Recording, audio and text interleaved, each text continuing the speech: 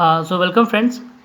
In this video we are going to particularly discuss about one of the important topics of, you can say, important topic of chemistry, that is thermochemistry.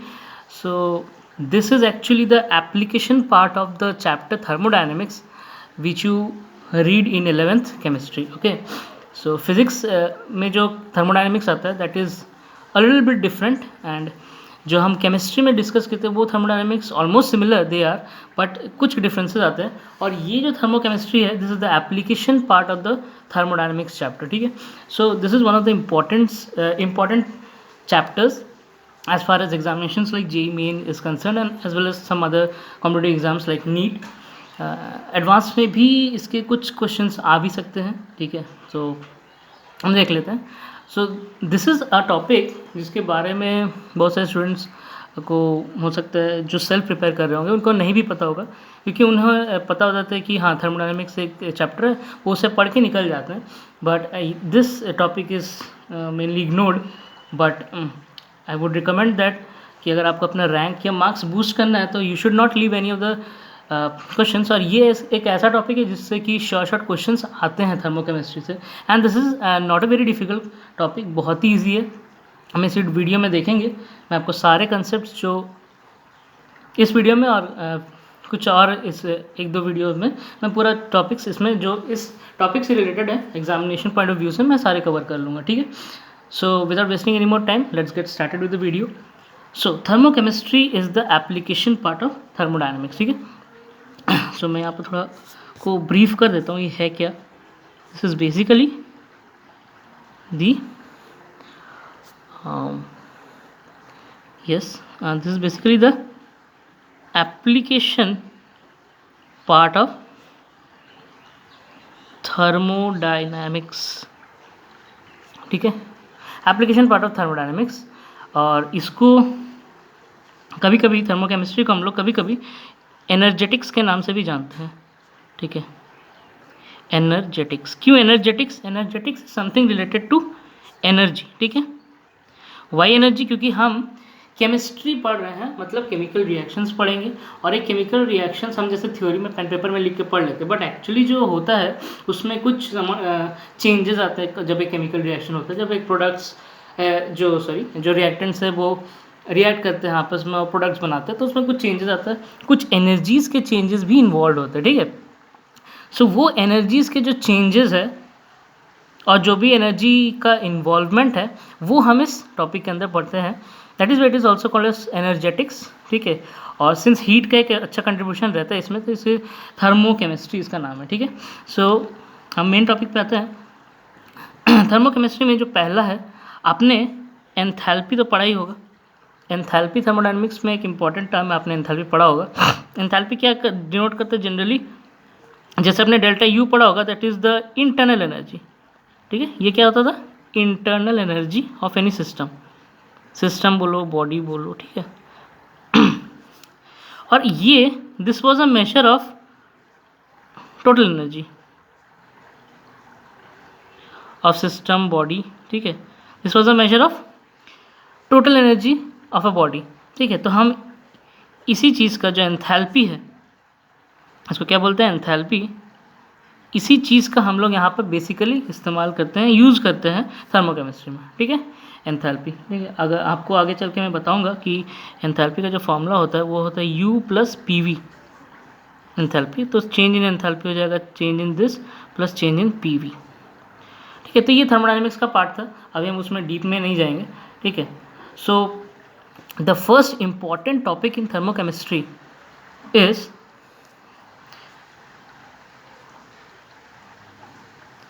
Hess's law. ठीक है, the first important topic in thermochemistry is Hess's law, Hess का लॉ। ठीक है, बहुत ही simple law है। क्या बोलता है Hess's law? According to this enthalpy is independent of path. ठीक है, ऐसे भी आपने थर्मोडायनेमिक्स में पढ़ा था। अच्छा चलो यहीं पर डिस्कस करते हैं कि इसमें क्या बोलता है कि according to this Hess's law जो एंथैल्पी है इज इंडिपेंडेंट ऑफ पाथ। ठीक है, आपने थर्मोडायनेमिक्स में जो मैं बता रहा था, आपने थर्मोडायनेमिक्स में पढ़ा होगा कि प्रेशर, वॉल्यूम, टेम्परेचर और कुछ कुछ और चीज़ें जो होती हैं, ये क्या होती है, स्टेट फंक्शन होती है।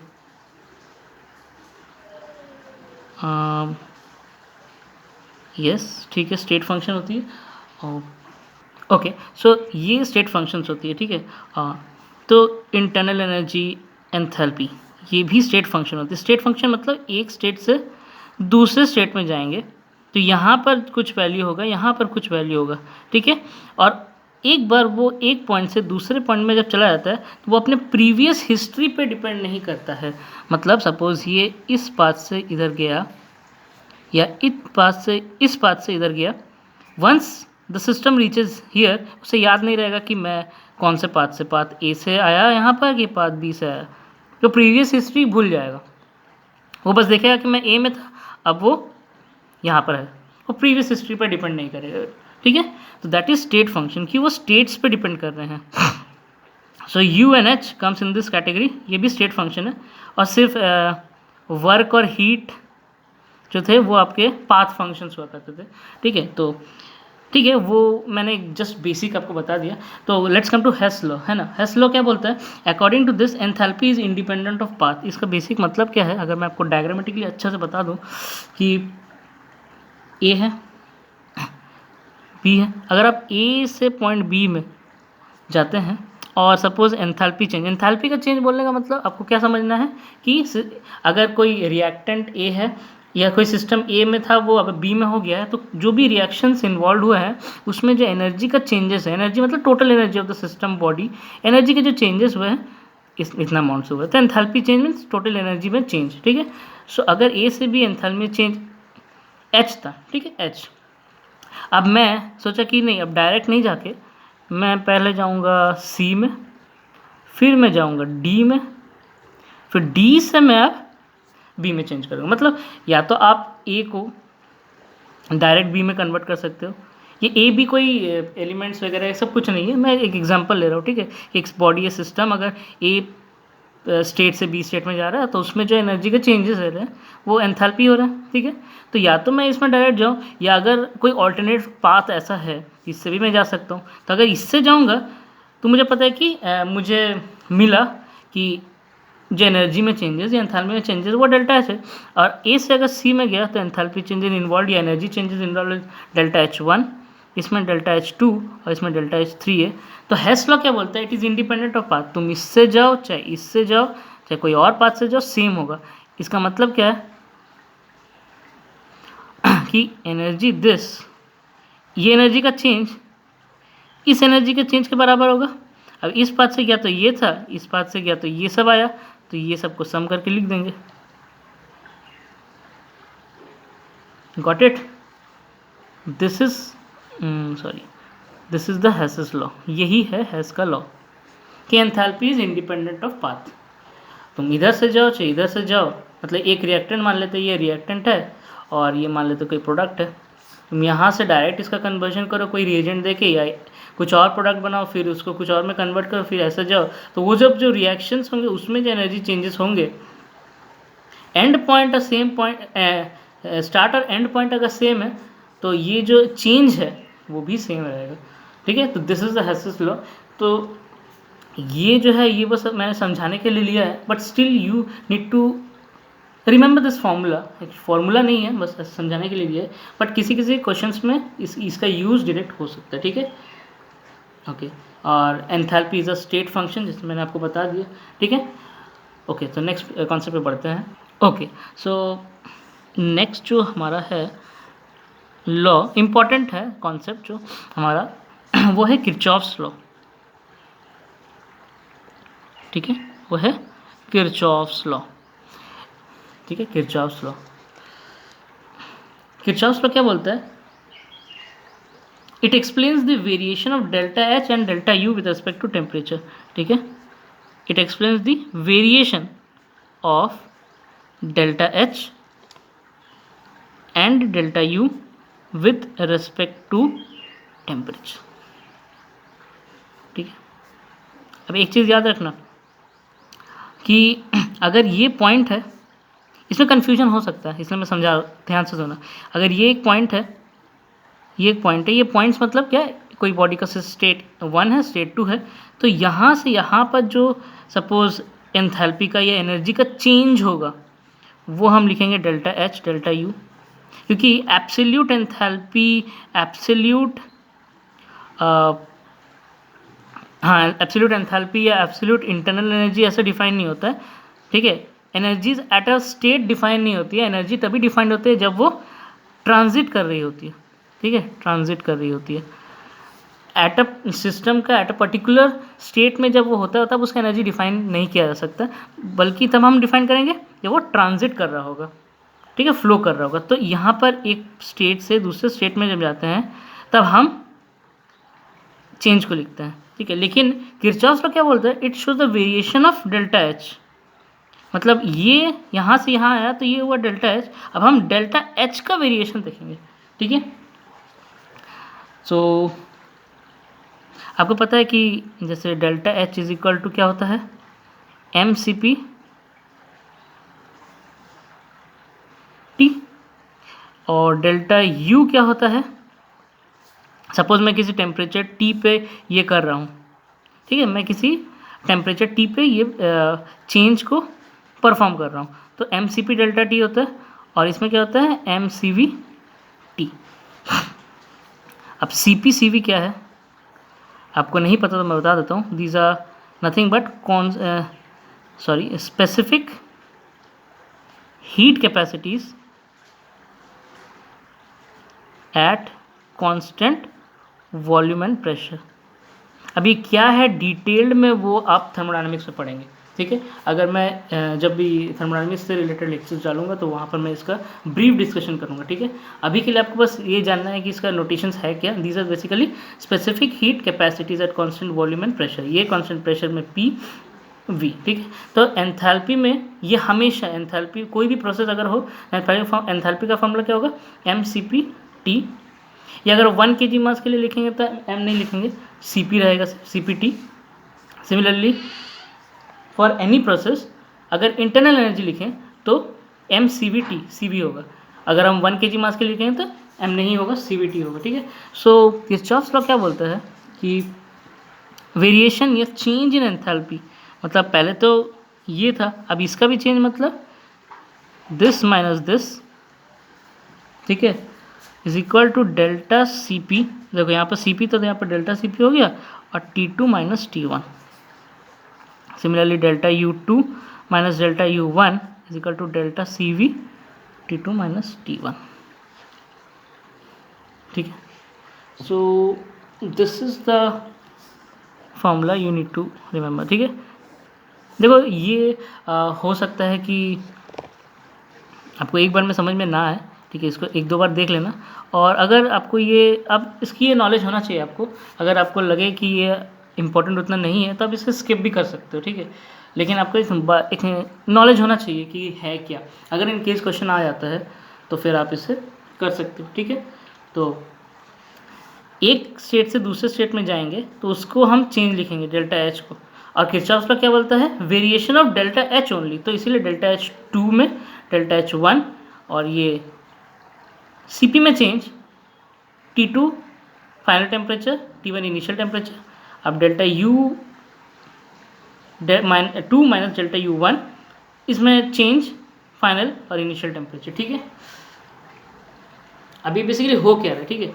एक और फॉर्मूला है, क्या है वो, अब यहाँ पर जो डेल्टा सी पी मैंने लिखा अभी कहाँ से मिलेगा, ठीक है। आपको अगर क्वेश्चन में दिया भी रहेगा तो आपको इनिशियल फाइनल टेम्परेचर मिल जाएगा, और अगर ये आपको पता हो तभी ना आप ये वाला चीज़ निकाल पाओगे कि what is the variation of enthalpy for the reaction, ठीक है, या what is the variation of this for this. So ये वाला या ये वाला कैसे निकालेंगे, तो formula is delta C P अगर मैं लेता हूँ, it is equal to summation of C P of products into coefficients minus summation of Cp of reactants into coefficients. ठीक है। And same will be the formula for delta C V as well, delta C V for product, क्योंकि product बाद में आते हैं इसलिए पहले product करेंगे, माइनस रिएक्टेंट्स, ठीक है, into coefficients minus delta of C V for reactants into coefficients, ठीक है। तो this is the another important formula जो मैं आपको बता रहा हूँ, ठीक है। तो यहाँ देखो, यहाँ से ये मैं बताऊँगा, एक एग्जांपल लेके बताऊँगा कि इसको कैलकुलेट कैसे करेंगे, ठीक है। तो अगर ये आप निकल जाता है, आपको इनिशियल फाइनल टेम्परेचर पता है, तब आप निकाल सकते हैं इजीली वेरिएशन ऑफ एंथैल्पी और वेरिएशन ऑफ इंटरनल एनर्जी, ठीक है। देखो ये सब बहुत हाई कॉन्सेप्ट्स है, हमें रिसर्च नहीं करना है, मैंने जैसे पहले बताया था, ठीक है। हमें बस उतना ही जानना है, अगर हम कोई टॉपिक पे नॉलेज गेन भी करें तो उतना ही जानना है जितना हमारे एग्जामिनेशन पॉइंट ऑफ व्यू में है, ठीक है। जब हम इस पर डिटेल में पढ़ेंगे आगे जाके तब पढ़ेंगे, ठीक है। अभी के लिए बस इतना ही। तो एक एग्जांपल ले लेता हूँ मैं, ठीक है। एग्जांपल सपोज मान लेते हैं ये आपका एक रिएक्शन दिया है H2 प्लस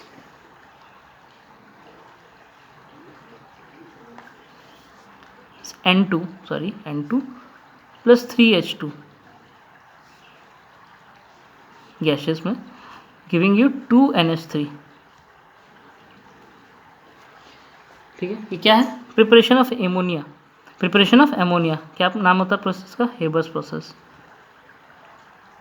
इसे ऐसे ही मैंने आपको बता दिया, ठीक है। हेबर्स प्रोसेस बोलते हैं प्रिपरेशन ऑफ एमोनिया, तो पी ब्लॉक पढ़ोगे तो पता चलेगा। तो इसमें मैं सीपी कैसे निकालूँ, ठीक है, इसमें सीपी को कैसे निकालूँ, डेल्टा सीपी कैसे निकालूँ,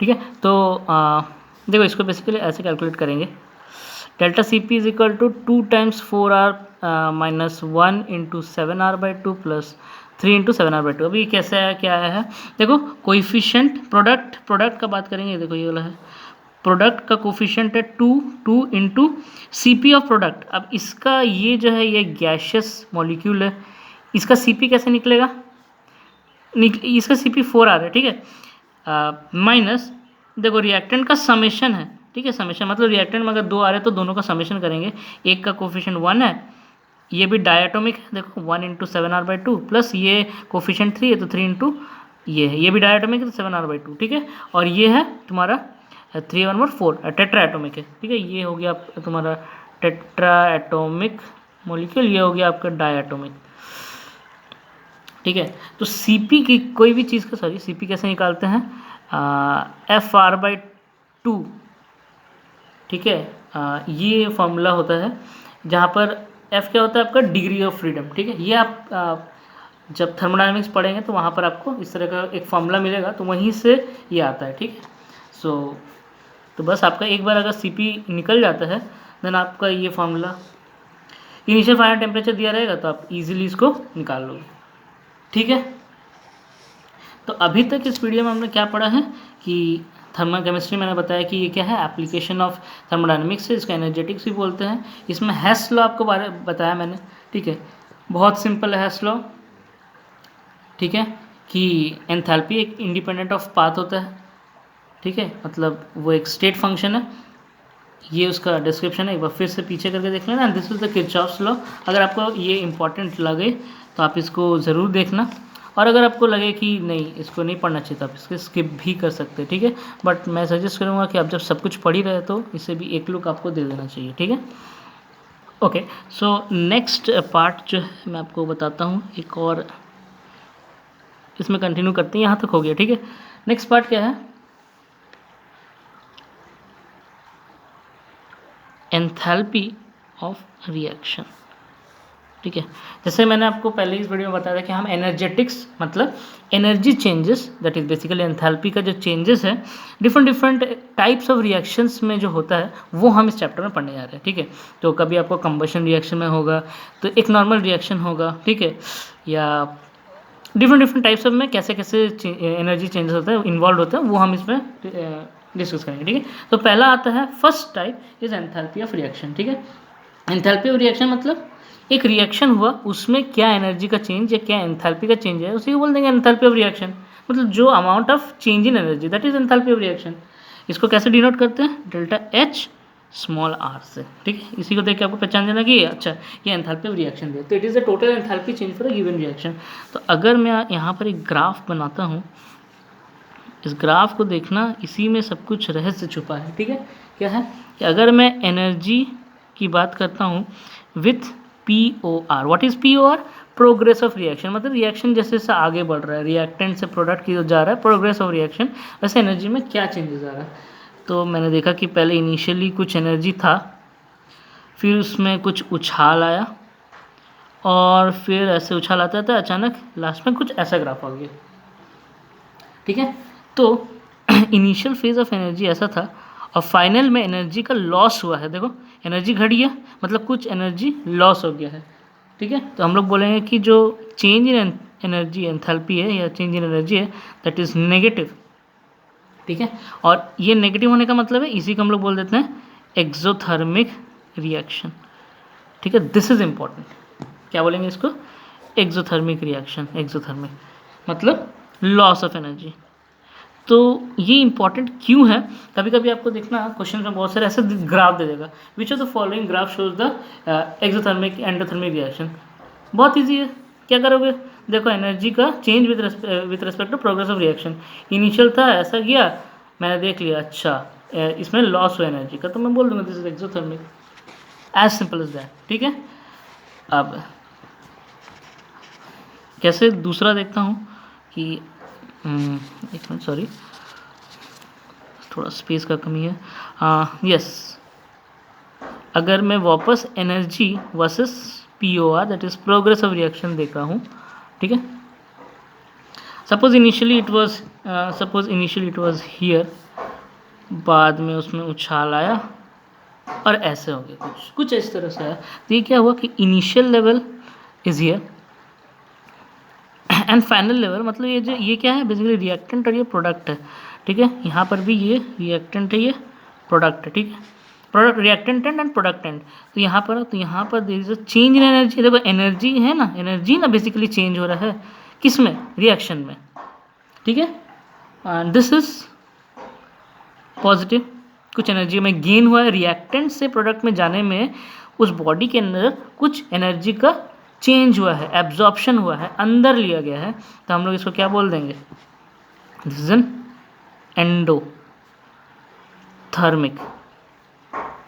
एंडो मतलब अंदर लेना, एक्सो मतलब बाहर लूज करना, थर्मिक मतलब थर्म हीट एनर्जी, ठीक है। तो endothermic, exothermic, this is gain of energy. इसमें था देखो loss of energy, this is gain of energy, ठीक है। तो इतना आई थिंक आपको क्लियर होगा। देखो एंथैल्पी ऑफ रिएक्शन है ये वाला, अगर आपको ग्राफ दिया रहेगा कभी और आपसे पूछेगा कि what is exothermic, what is endothermic, तो आप इजीली इसको एक्सप्लेन कर सकते हो।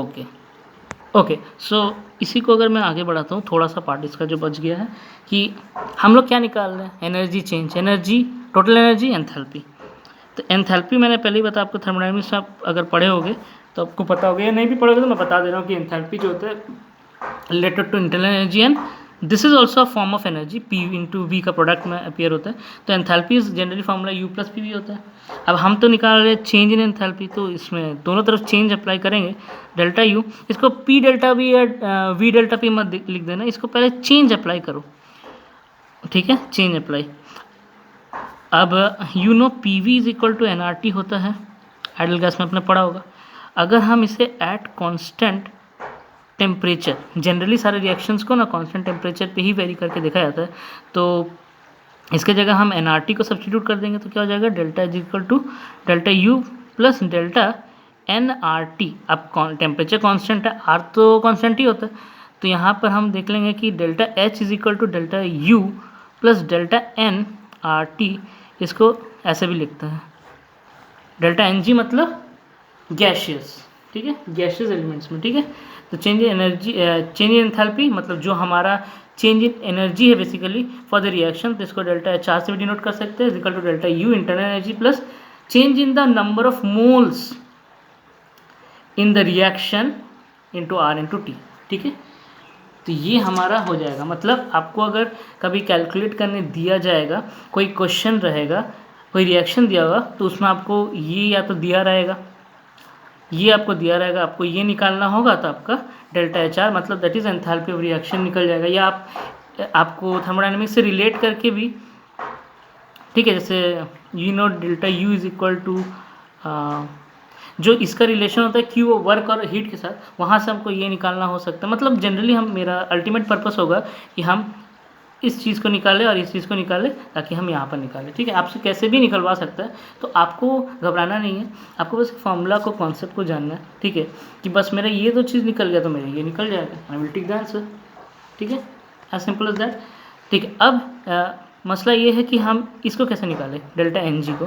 तो डेल्टा एन जी को निकालने का भी फार्मूला है। क्या फार्मूला है कि अगर suppose A plus B giving C plus D, मतलब ये रिएक्टेंट एंड है और ये प्रोडक्ट एंड है, तो सपोज इसमें ए इंटू ए, बी बी और सी सी और डी डी, कुछ ऐसा रिएक्शन हो रहा है, स्टोइचोमेट्रिक रिएक्शन है कि इतना मोल ऑफ ए प्लस इतना मोल ऑफ बी, इतना मोल ऑफ सी और इतना मोल ऑफ डी बना रहा है, ठीक है।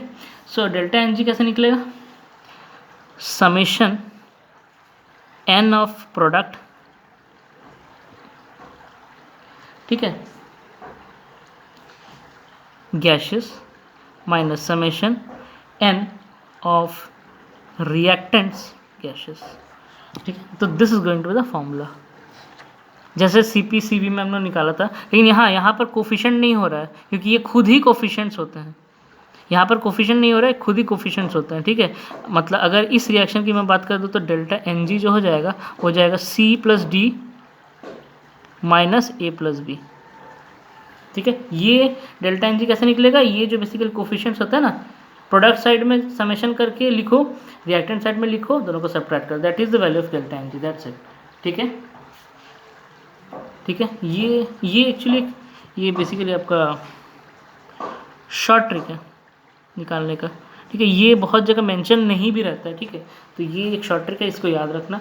ये निकल जाएगा तो आपको, या फिर आपको फिर बोल सकते हैं कि दूसरा मेथड से भी निकलवाए, ठीक है। तो this is best way to calculate delta n g. आप यहाँ से निकालो, आपको आर टी तो ऑलमोस्ट क्वेश्चन में दिया रहेगा, ये आपको निकलवा सकता है या दे सकता है, तो आपको ये डेल्टा आर निकल जाएगा। तो this is the thing, okay. So एक बार मैं समराइज़ कर देता हूँ कि हमने इस वीडियो में पढ़ा क्या है। सो हमने बात किया था कि थर्मोकेमिस्ट्री, ठीक है, जो कि एप्लीकेशन पार्ट ऑफ थर्मोडायनेमिक्स है, जिसको एनर्जेटिक्स भी बोलते हैं, ठीक है। ये बेसिक चेंज है, एंथैल्पी एनर्जी चेंज मतलब एंथैल्पी का चेंज, दैट्स इट, ओके। पहला जो हमने पढ़ा था वो है हेसेस लॉ, मैं बता चुका हूँ। उसके बाद हमने देखा था यहाँ पर किरचॉफ्स लॉ, ठीक है। किरचॉफ्स लॉ हमने देखा था कि जो डेल्टा एच और डेल्टा यू खुद ही चेंजेस है और उसका भी वेरिएशन को जो दर्शाता है वो लॉ है किरचॉफ्स लॉ। इसको कैसे यूज़ करना है, कुछ इंपॉर्टेंट फॉर्मूलेज मैंने डिस्कस किए थे, ठीक है। यस, इसे निकालना मैंने बताया था। And the last thing is that enthalpy of reaction, ठीक है। अब हम आगे जो फ्यूचर में जो वीडियोस अपलोड होंगे उसमें मैं और भी डिफरेंट टाइप्स बताऊंगा कि enthalpy of different types, like combustion reaction में कैसे होता है, ठीक है। ये एग्जांपल था कि कोई अगर रिएक्शन इन जनरल होता है तो उसका एंथैल्पी कैसे निकाले। ये दो ग्राफ्स मैं बोलूँगा कि are very important as far as JEE के लिए तो इम्पॉर्टेंट है, अदर नीट वगैरह के लिए भी इम्पॉर्टेंट, मतलब कोई भी एग्ज़ाम के लिए इम्पॉर्टेंट है, मैं बता सकता हूँ, ठीक है। तो ये देख लेना। और फिर ये जो था लास्ट में ये वाला पार्ट, ये इम्पॉर्टेंट पार्ट है, ठीक है। तो अगर आप इतना भी जानते हो ना वीडियो में, मैं जो भी बता रहा हूँ, अगर आप इतना भी कर लेते हो तो इट्स वेल इनफ, ठीक है। तो ठीक है, तो इस वीडियो को यहीं तक रखते हैं, शॉर्ट रखते हैं, और आगे मैं ट्राई करूँगा कि इसके जो रिमेनिंग पार्ट्स है उसे मैं अपलोड करूँ, ठीक है। तो यार जाते जाते अगर आपको ये वीडियो अच्छा लगे तो प्लीज़ लाइक करना, ज़्यादा से ज़्यादा लोगों में शेयर करना ताकि ये जो कंटेंट है वो ज़्यादा से ज़्यादा लोगों तक पहुंच पाए, ओके। और प्लीज़ सब्सक्राइब द चैनल, क्योंकि अगर आप सब्सक्राइब करते हो तो जब भी मैं एक नया कोई कंटेंट लेके आता हूँ तो आप तक इन्फॉर्मेशन पहले पहुँचे, ठीक है। सो यार इस वीडियो में मैं टारगेट करता हूँ कि 50 लाइक्स का, ठीक है, ताकि मैं और समझ पाऊँ कि कितने लोग जो कंटेंट है उससे इंटरेक्ट कर रहे हैं, चैनल से इंटरेक्ट करते हैं। अगर आपको कोई भी डाउट है ना तो आप वो कमेंट सेक्शन में बताना। अगर आपको वीडियो अच्छा भी लगे तो उसका भी रिएक्शंस हमें मुझे कमेंट सेक्शन में बताना, हमें अच्छा लगेगा, ठीक है। और ठीक है, वेल इस वीडियो के लिए बस इतना ही, मिलता है अगले वीडियो में। Till then good luck, okay.